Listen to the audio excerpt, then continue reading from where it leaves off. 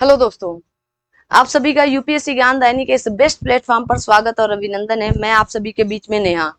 आज जैसे कि आप सभी लोगों को पता था, मैंने बाबर से शुरू किया। बाबर, हुमायूं, अकबर तक की सारी चर्चा पर चर्चा मैंने की थी और एक एक टॉपिक लेकर मैंने कहा कि मैं आपको मुगल साम्राज्य से संबंधित सारी चीजें आपको उपलब्ध करा दूंगी। ठीक है ना। इनके साहित्य, इनके क्या क्या चीजें हुई थी, कैसे रचनाकार थे, कौन, हर एक चीज आपको लेकर दे देंगे। आपको कहीं भटकने की बिल्कुल भी जरूरत नहीं, खास करके आरओ के लिए। तो आज हम लेकर आए जहांगीर को, और एक वीडियो पर अभी तक जितना पूछा गया है प्रीवियस ईयर क्वेश्चन में, वो सारी चीजें और आपको अलग से जो भी चीजें बताई जा रही हैं, अगर आपको लगता है कि ये इंपॉर्टेंट है तो उसे नोट कर लेंगे। तो अब हम बात करेंगे किसकी? जहांगीर की। किसकी बात करने वाले हैं? तो आप सभी के बीच में आज हम लेकर आए जहांगीर के बारे में। तो आज हम लोग बात करेंगे जहांगीर से संबंधित।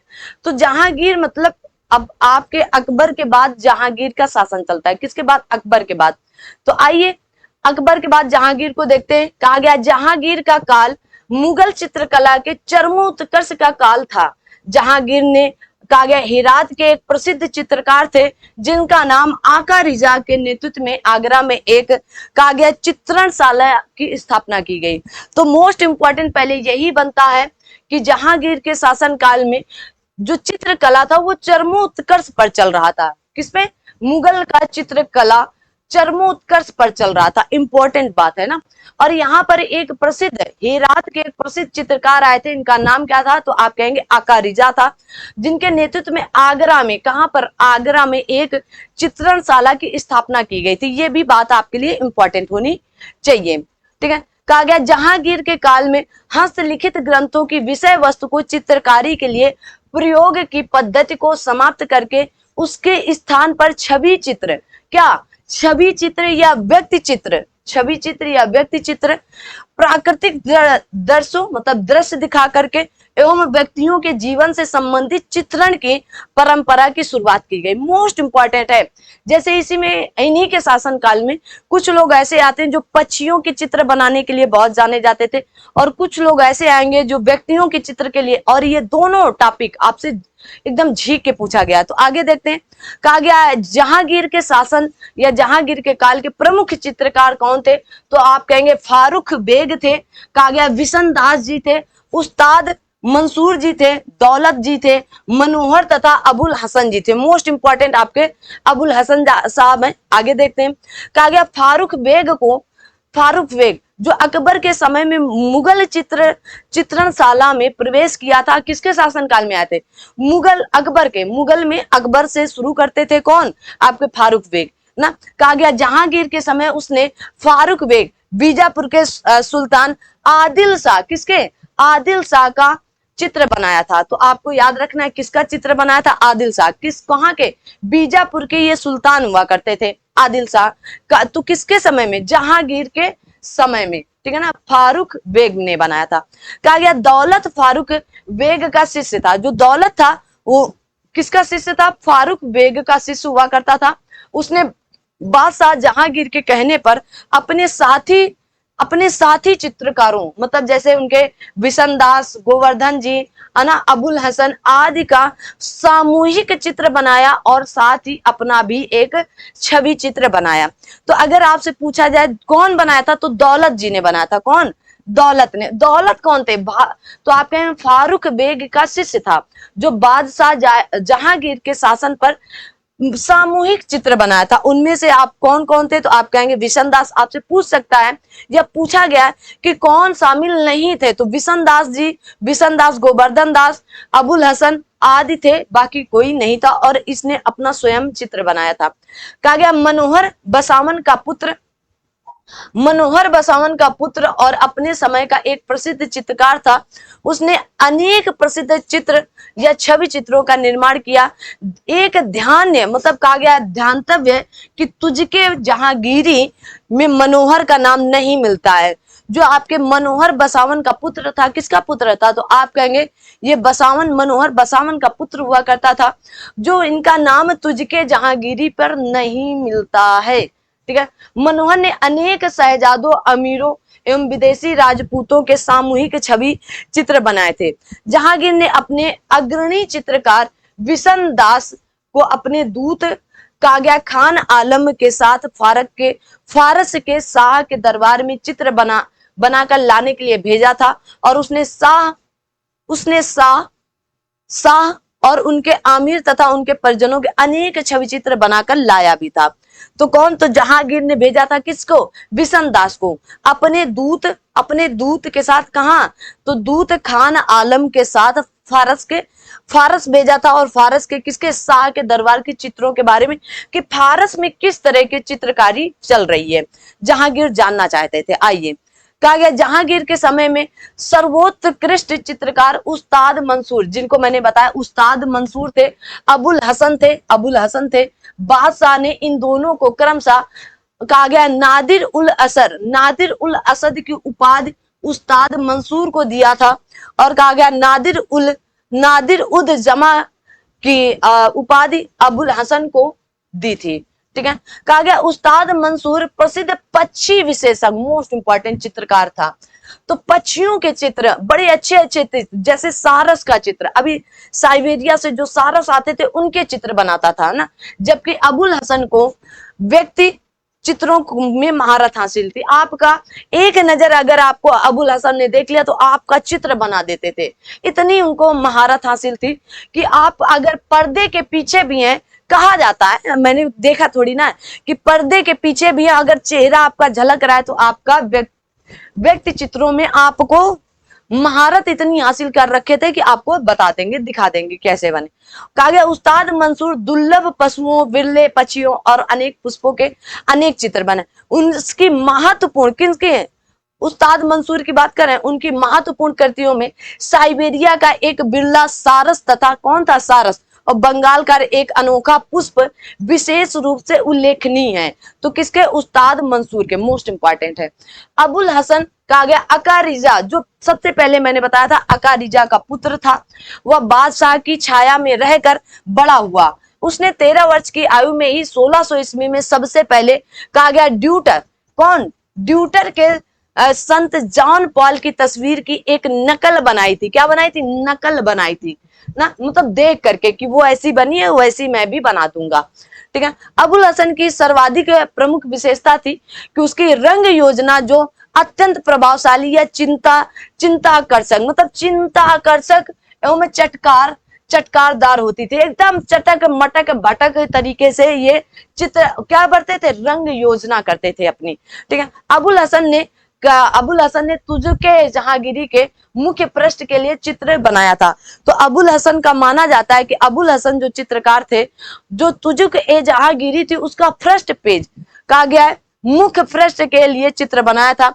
लेकिन लंदन की एक लाइब्रेरी में एक अद्भुत चित्र उपलब्ध है, जिसमें एक चिनार के पेड़ पर असंख्य गिलहरियां अनेक प्रकार की मुद्राओं में चित्रित है। अनेक प्रकार की मुद्राओं का मतलब कोई किसी तरह देख रहा है, कोई किसी अलग अलग मुद्राओं पर बैठी है। तो कहां पर है? तो आप कहेंगे लंदन की एक लाइब्रेरी में है। कहा जाता है यह चित्र संभवतः किसने? अबुल हसन का माना जाता है। किंतु यदि पृष्ठभाग पर अंकित नामों का प्रभाव माना जाए तो इसे उस्ताद मंसूर एवं अबुल हसन की संयुक्त कृति मानना पड़ेगा। इंपॉर्टेंट था यहाँ तक की सारी बातें। अब आप देखेंगे कि जहांगीर से संबंधित जितने भी प्रश्न अभी तक पूछे गए, मैंने आपको एक एक संकलित करके दिया है। कहा गया 2 अस्पा एवं सिंह अस्पा प्रथा शुरू की गई थी। किसके द्वारा? जहांगीर के द्वारा शुरू की गई थी। कहा गया मुसलमान सबदारी व्यवस्था के संदर्भ में सत्य कथन क्या था? तो जात एवं सवार पद प्रदान किए जाते थे। मनसबदारों को 3 वर्ग थे। ठीक है ना।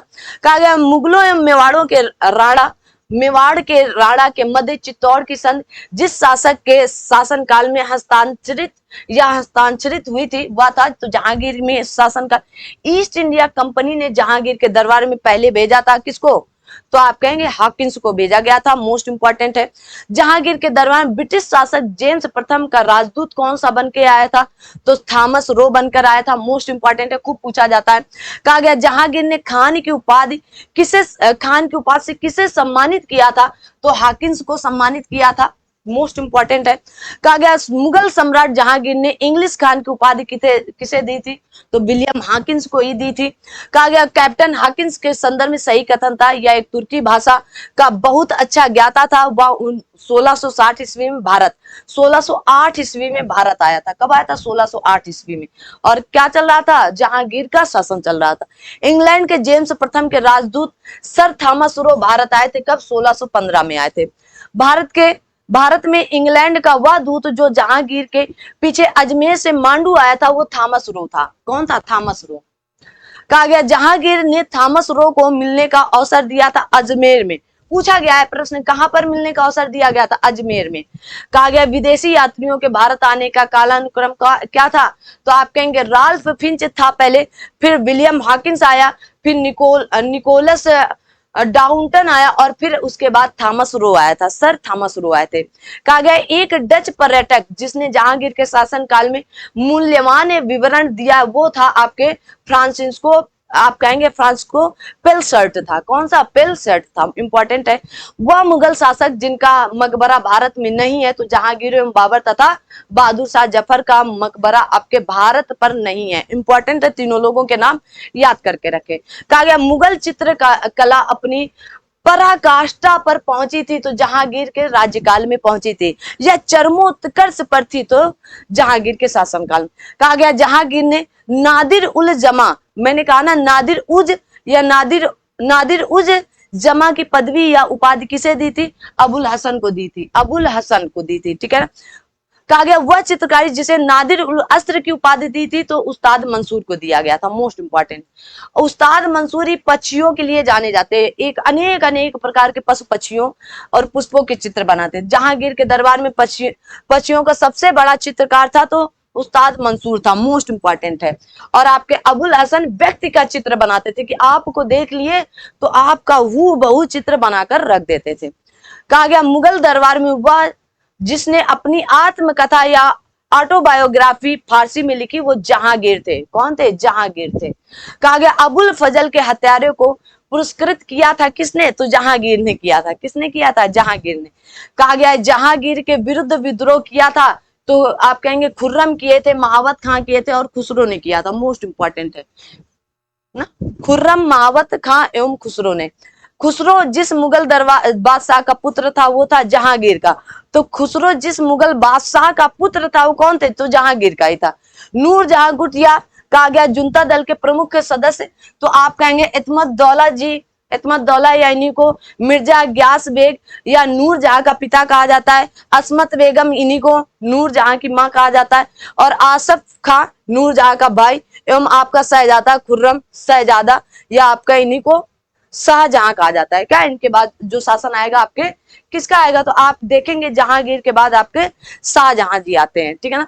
आगे कहा गया है कि इत्मत दौला का मकबरा आगरा में बनवाया था किसने? नूरजहां ने। तो इत्मत दौला का मकबरा आप जाएंगे आगरा तो आपको मिलेगा, नूरजहां ने बनवाया था।